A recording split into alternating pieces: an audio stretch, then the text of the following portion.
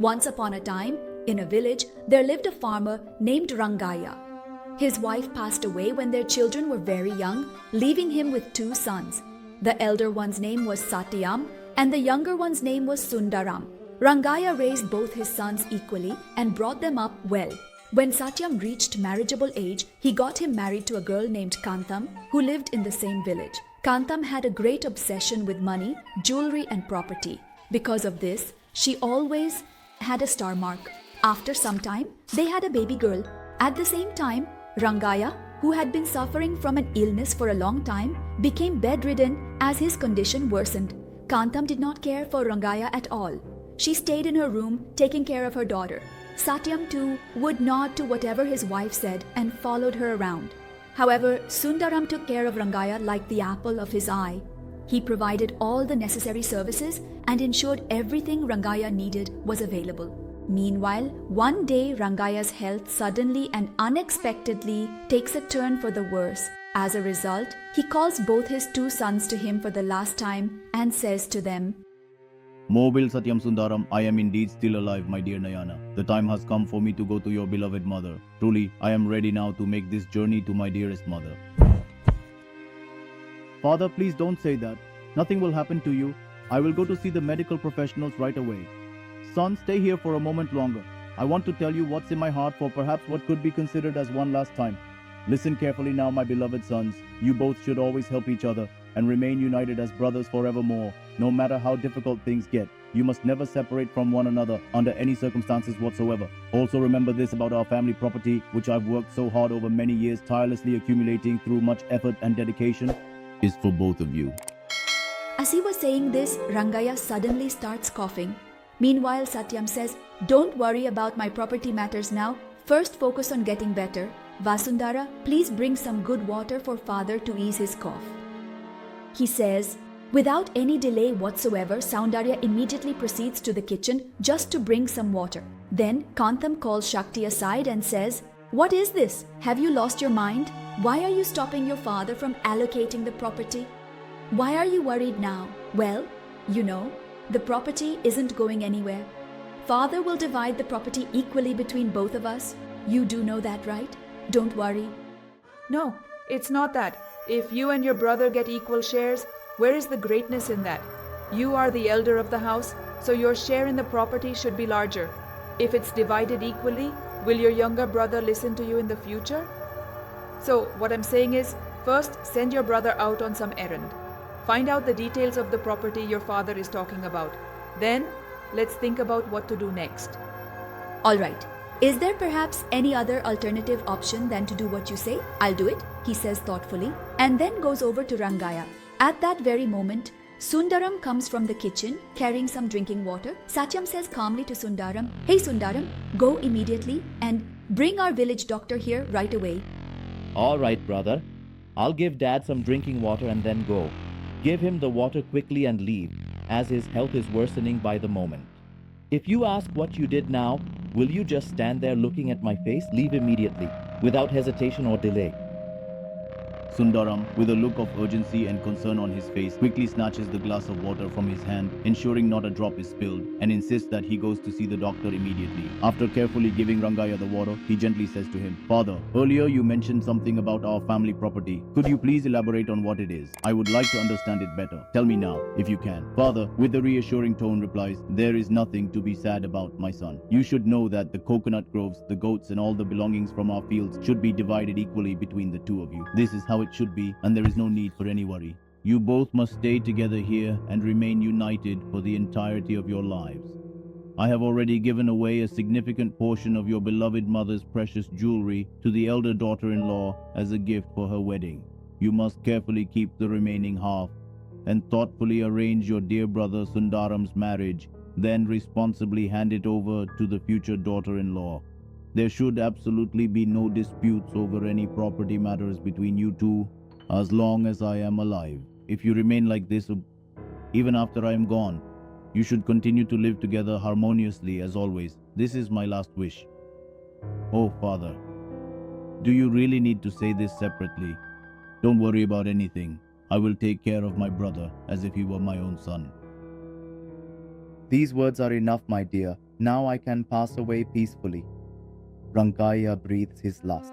Then Satya, in distress, cries like this.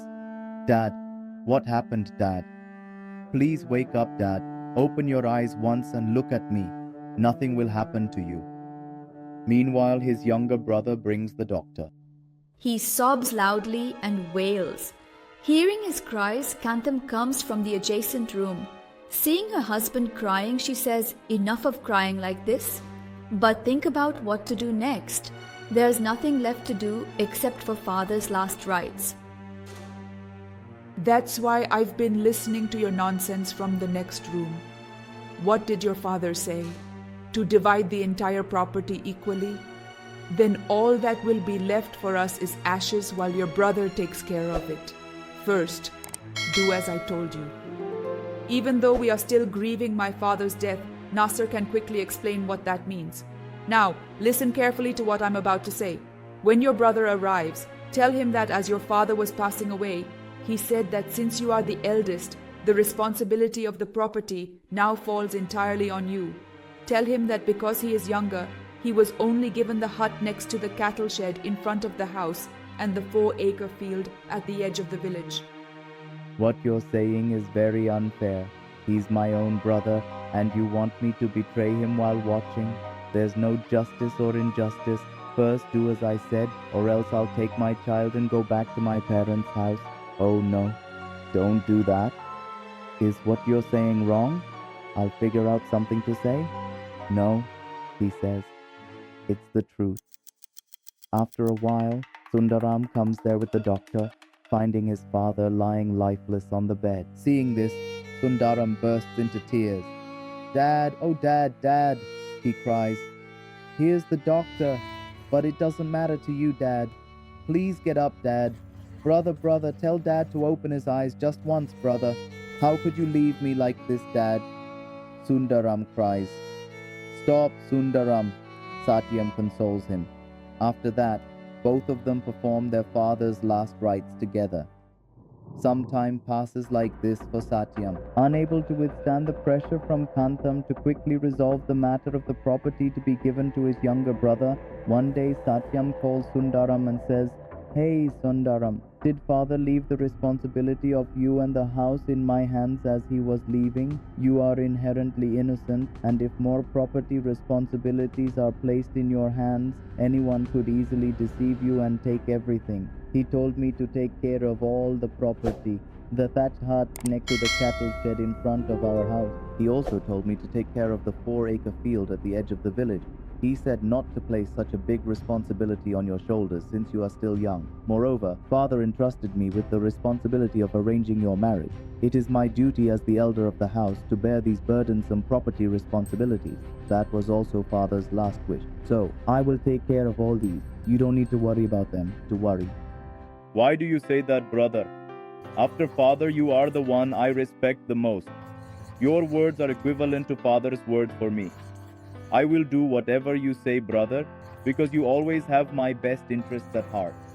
If it's father's wish, then of course, but who else knows my well-being better than you? My only regret is not being able to be with him in his final moments. Don't worry.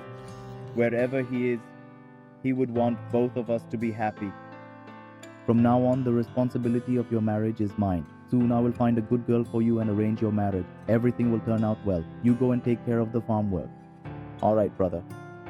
Sundaram said this and left from there. At that moment, Kantham came to Satyam and said something like this. Finally, a mother has left us. All the property is now ours. If we just get him married off to someone, we can get rid of him. Once we throw him out of the house, one burden will be lifted. Then we can enjoy all our wealth in this big house peacefully. The property has just come into our hands. Soon after, I will arrange it. Until then, be a little patient. Talking to each other like this, they are overjoyed that the entire property has become theirs. After some time, Satyam arranges the marriage of Sundaram with Lakshmi, a girl from a poor family nearby. The next day, when Satyam is not at home, Kantham speaks to Sundaram like this. Look, Sundaram, when did you get married? You must have sweet conversations, right? So, you and your wife should live in that hut from now on because the child is growing up. Meanwhile, it won't be enough for us to stay here. It will be inconvenient for both of us.